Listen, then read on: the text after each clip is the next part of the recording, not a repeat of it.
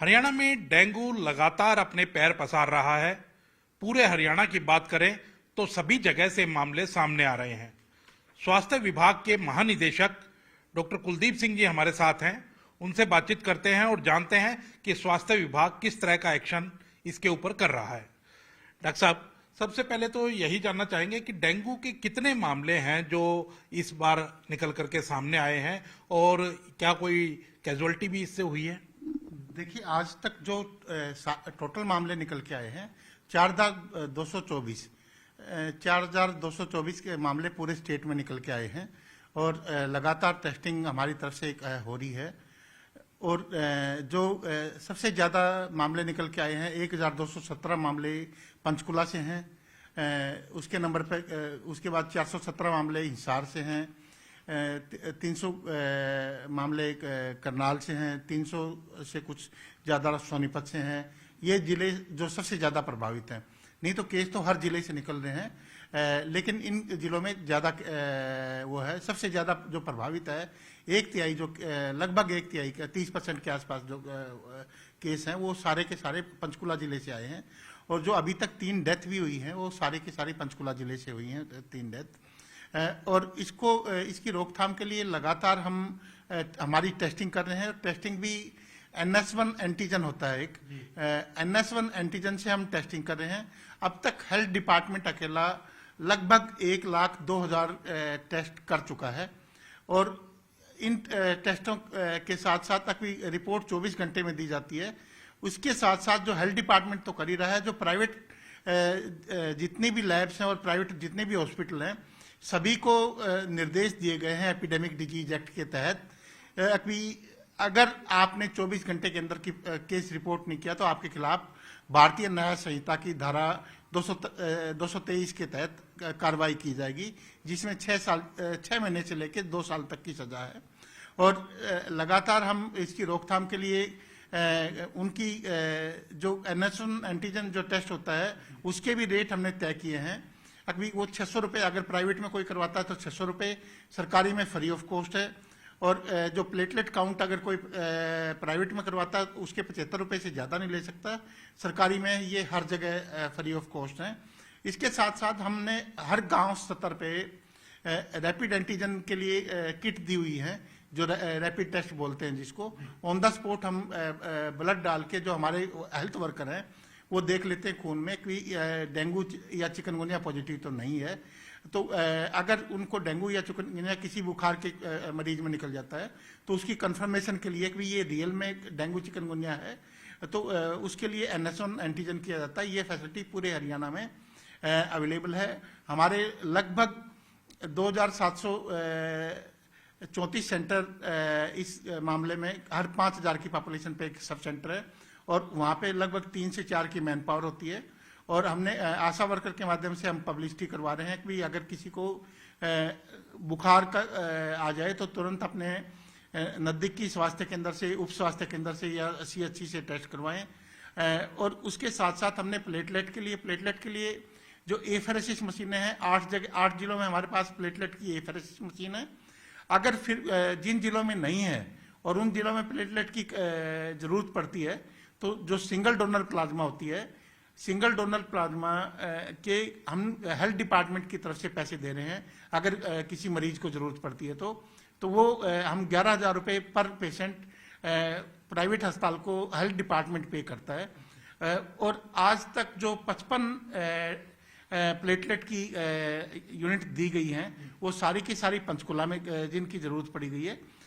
इसके साथ मैं आपके माध्यम से जनता को भी ये कहना चाहूँगा कि जनता का भी फर्ज बनता है कि आप, बरसात का सीजन खत्म हो चुका है, सर्दियाँ आ चुकी हैं, जो आपके कूलर में है या आसपास कहीं पे भी पानी फिर भी खड़ा है तो तुरंत उसके ऊपर मिट्टी का तेल या कोई भी मिनरल ऑयल या कटा हुआ काला तेल वो डाल दें, ताकि जो लार्वा है वो सांस ना ले पाए और उसकी वहीं पे डेथ हो जाए और वो अडल्ट मॉस्किटो में कन्वर्ट ना हो सके। और वहीं पे ये ही एक जो सबसे बढ़िया साधन है मॉस्किटो की ब्रीडिंग को रोकने के लिए। लार्वल स्टेज पे उसको खत्म कर देना है। इसी के लिए हमने ब्रीडिंग चेकर रखे हुए हैं जो घर घर जाके जो बर्तनों में पक्षियों को पानी डालने के लिए लोगों ने बर्तन रख रखे होते हैं, या फ्रिज के पीछे जो ट्रे होती है वहाँ पे जाके ये देखते हैं, या मान लो कूलर से किसी ने पानी नहीं निकाल रखा, उसमें अगर लार्वा मिल जाता है तो तुरंत पहले एक बार उसको नोटिस देते हैं, और उस घर में 7वें दिन फिर दोबारा से ब्रीडिंग चेकर हमारे विजिट करते हैं, और वो ब्रीडिंग चेकर विजिट करके अगर दोबारा से हुआ तो उसका चालान करते हैं म्यूनिसिपल एक्ट के तहत। और अगर फिर भी उसके बाद वो खाली करवा के आते हैं अपने सामने, उसके बाद फिर उसमें उस घर में तीसरी विजिट फिर जाते हैं, और अगर तीसरी विजिट पे भी अगर उस घर में लार्वा मिले तो उस घर के मालिक के खिलाफ हम आईपीसी की धारा 223 और नहीं, भारतीय न्याय संहिता की धारा 223 और आईपीसी की धारा 269 70 जो पुरानी धाराएं हैं उनके तहत भी हम कार्रवाई कर सकते हैं, जो कि मैलिग्नेंट नेग्लिजेंसी माना जाता है, क्योंकि जनता का भी उतना ही फर्ज है डेंगू की रोकथाम के लिए जितना कि स्वास्थ्य विभाग का या बाकी सरकारी डिपार्टमेंट का है। और उसके साथ साथ हम म्युनिसिपल कॉर्पोरेशन को या म्युनिसिपल कमेटी को फॉगिंग की जिम्मेवारी है, लेकिन फॉगिंग का इतना इफेक्ट नहीं होता। मैं लोगों को यही जागरूक करना चाहूँगा, जिस घर में बुखार का भी पेशेंट हो या डेंगू का पेशेंट आ जाए तो उस पेशेंट के आसपास मॉस्किटो रेपेलेंट या उसको मॉस्किटो नेट जरूर रखें, क्योंकि उसको अगर मच्छर काटेगा तो मच्छर में डेंगू का वायरस आएगा, और वो मच्छर दूसरे को किसी को काटेगा तो उसमें ट्रांसमिट कर देगा और दूसरे को डेंगू फिर हो जाएगा। तो ये एक बहुत आसान तरीका है, घर में बाकी आदमियों को डेंगू ना फैले। नहीं तो एक ही मच्छर, इस जो एडिस एजिप्टाई मच्छर है इसकी हैबिट ये है कि ये मल्टीपल बाइटर है, यानी एक मेरे को काट दिया उसके बाद आप एक बार में पेट नहीं भरता, उसके बाद दूसरे को काटेगा, दूसरे काट के तीसरे को काटेगा। तो अगर मेरे अंदर डेंगू का वायरस है तो वो पूरे घर में या आस पड़ोस में, क्योंकि इसकी फ्लाइट है 100 मीटर से 400 मीटर तक इसकी फ्लाइट है, तो 400 मीटर तक एक ही मच्छर अकेला संक्रमित कर सकता है आसपास के उसको। तो अगर कि आपके आसपास के घरों में भी आपको लगता है कि इस घर में पानी इकट्ठा है तो उसके अंदर आपको जीवाणु से तैरते मिल जाएंगे, जो लार्वा होते हैं मच्छर के, और उसके ऊपर तुरंत तेल डाल के लेयर बन जाएगी और वो लार्वा वहीं पे खत्म हो जाएगा। तो ये पंचकुला का क्या कारण है कि पंचकुला के अंदर इतने केसेस आ रहे हैं? क्या कोई साफ सफाई की कमी है? क्योंकि पंचकुला तो कहीं ना कहीं राजधानी कहा जाता है हरियाणा की, और उसमें 1/3 केस है। देखिए, जो पंचकुला में जो सबसे ज्यादा केस आ रहे हैं, कालका की जो स्लम्स हैं उसमें सबसे ज्यादा केस आ रहे हैं। वहां पे पानी की प्रॉब्लम है, लोग पानी 8-8 दिन का पानी, 10-10 दिन का पानी एक ही बर्तन में रखते हैं, और उसके अंदर मॉस्किटो के जो लार्वा, जो मॉस्किटो एग लेइंग करता है, उसके लार्वा से प्यूपा से अडल्ट मॉस्किटो। तो अगर एक ही जगह पानी इकट्ठा पड़ा रहेगा और उसको ढका नहीं जाएगा तो वहां पे मच्छर अंडे देगा और मॉस्किटो ब्रीडिंग होगी। जो पंचकुला में मामले सामने आ रहे हैं मैक्सिमम जो इन्हीं एरियो से सामने आ रहे हैं, जो कालका का एरिया है या पंचकुला के जो स्लम्स एरिया हैं उनसे सामने आ रही है। कुछ एक्शन लिया गया है कोई किसी के खिलाफ? यहाँ कोई एक्शंस लिए गए? क्योंकि इतने मामले सामने आ रहे हैं तो लोगों के खिलाफ, जैसे आपने बताया कि भारतीय न्याय संहिता के अनुसार एक्शन भी लिया जा सकता है, कोई लिया गया है? लगभग अब तक हम 1,05,000 नोटिस पूरे हरियाणा में दे चुके हैं, और चालान की नौबत नहीं आई है, क्योंकि हमारे जो हेल्थ वर्कर हैं, मॉस्किटो या ब्रीडिंग चेकर हैं या हमारी आशा वर्कर हैं, घर पे जाके अच्छी तरह से समझा देती हैं।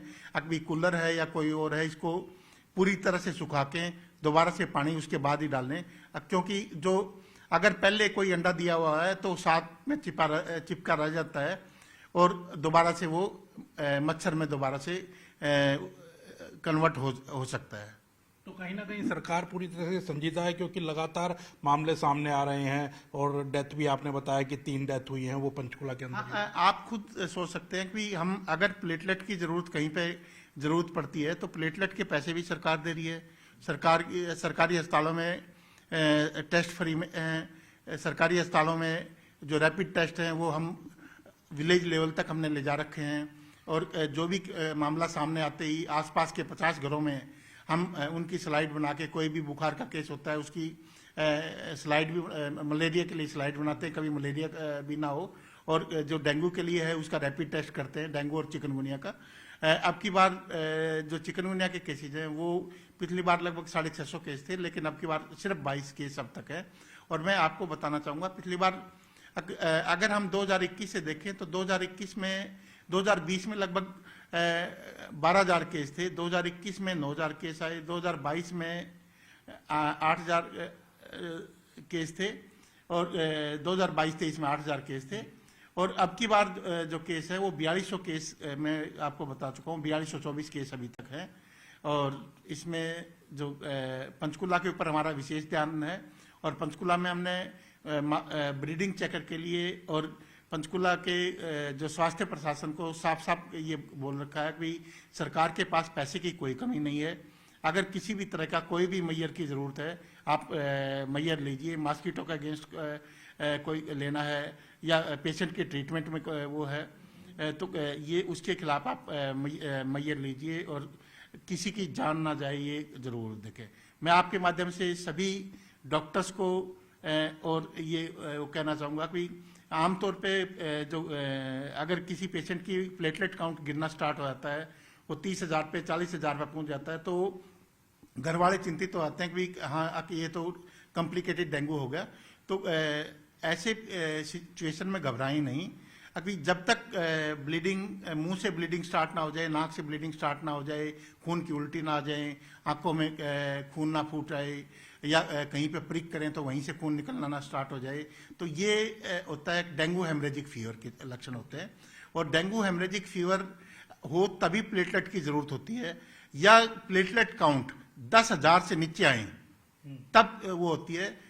अभी जो प्राय देखने में यह आया कि जो प्लेटलेट देनी स्टार्ट कर देते हैं, कुछ एक डॉक्टर तो 40,000 पे 50,000 पे भी प्लेटलेट देते हैं, जो कि अनएथिकल और मेडिकल एविडेंस बेस्ड मेडिसिन के बिल्कुल खिलाफ है। तो मैं आपके माध्यम से सभी डॉक्टर्स को भी सचेत करना चाहूँगा कि वो भारतीय स्वास्थ्य मंत्रालय की जो गाइडलाइंस है उनका पालन करें, जो विश्व स्वास्थ्य संगठन है उसकी गाइडलाइंस का फॉलो करें, उसी के तहत मैनेजमेंट करें, ओवर ट्रीटमेंट ना करें। ओवर जिलियस ट्रीटमेंट से कई बार पेशेंट में कॉम्प्लिकेशन खड़ी होती है उसके, और हमने ये भी देखा है कि ट्रीटमेंट उसके कारण कई बार डेथ भी हो जाती है। और पार्टिकुलरली अगर एक बार आपको बुखार उतर गया और दोबारा से बुखार आया है उसी का, तो उस दौरान जरूर आप ध्यान रखें कि आपका, अगर आप मुंह से पानी ले रहे हैं, खा पी रहे हैं, कोई उल्टी नहीं आ रही, तो आपको आईवी फ्लूइड की कोई जरूरत नहीं है। आपको सरकारी अस्पताल में उसकी, हाँ, उन 24 घंटे जब तक सचेत रहने की जरूरत है। अभी आप अपना ब्लड प्रेशर चेक करवाते रहिए। ब्लड प्रेशर के बाद होता है पल्स प्रेशर। पल्स प्रेशर यानी जो ऊपर वाला ब्लड प्रेशर है, जो डायस्टोलिक ब्लड प्रेशर है, उन दोनों के बीच का जो अंतर होता है, मैं आम पब्लिक को समझाना, वो अगर 20 से नीचे गिर जाए तब चिंता का विषय होता है। तो ऐसी स्थिति में अस्पताल में जरूर दाखिल हों, और लगातार मॉनिटरिंग की जरूरत होती है। और इसके साथ साथ मैं आपके माध्यम से बताना चाहूँगा कि जो डेंगू के केसेज हैं, ये ना सोचें कि हमारे घर में तो किसी को था ही नहीं, मेरे को एकदम, डेंगू के 95% केस में कोई लक्षण नहीं आते। क्या लक्षण आते हैं तो बिल्कुल हल्के लक्षण आते हैं। सिर्फ 1% केस में लक्षण आते हैं, और 0.001% केस कॉम्प्लिकेटेड केस होते हैं। तो ज़्यादा अभी विचलित ना हो, आराम से जाके डॉक्टर की सलाह लें और अपना इलाज करवाएं, और जहाँ तक हो सके सरकारी डॉक्टर से सरकारी अस्पताल में जाके अपना इलाज करवाएं। तो बिल्कुल आप देख सकते हैं कि डॉक्टर कुलदीप सिंह हैं, और पूरे विस्तार से जो डेंगू के क्या इलाज हैं, किस तरह से लोग उससे बच सकते हैं, अभी तक कितने केस सामने आए हैं, पंचकुला इसका हब क्यों बना है, बचाव के लिए सरकार क्या कर रही है, और कहीं ना कहीं दंडित करना हो तो सरकार की ओर से कैसे कदम उठाए जा रहे हैं, पूरा विवरण जो है डॉक्टर कुलदीप सिंह ने हमारे साथ साझा किया है। और ये सभी के लिए महत्वपूर्ण भी है। डॉक्टर साहब ने ये भी कहा है कि प्लेटलेट्स जो हैं वो अगर 10,000 से नीचे आते हैं तो ही प्लाज्मा की जरूरत पड़ती है, लेकिन आमतौर पर लोग जब पैनिक हो जाते हैं कि 20,000, 25,000, 40,000 प्लेटलेट्स आ जाते हैं, तब वो काफ़ी पैनिक हो जाते हैं। तो उनका यही कहना है कि पैनिक ना हो, और 10,000 से नीचे जब प्लेटलेट्स आते हैं तब प्लाज्मा चढ़ाया जाता है। कैमरामैन सन्नी सिद्धू के साथ अंकित दुधानी, न्यूज 18 पंचकुला।